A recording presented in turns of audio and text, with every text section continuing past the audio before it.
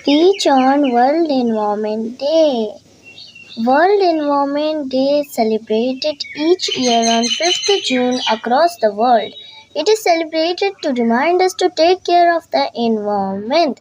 It is celebrated each year with a new theme to learn and share the ways to save the environment.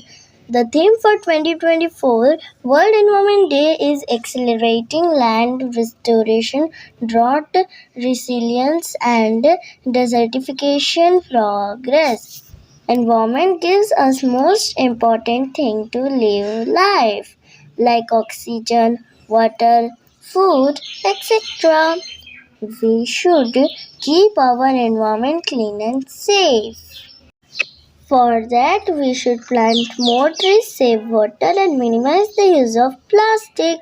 I request you to save natural resources for next generation. Thank you.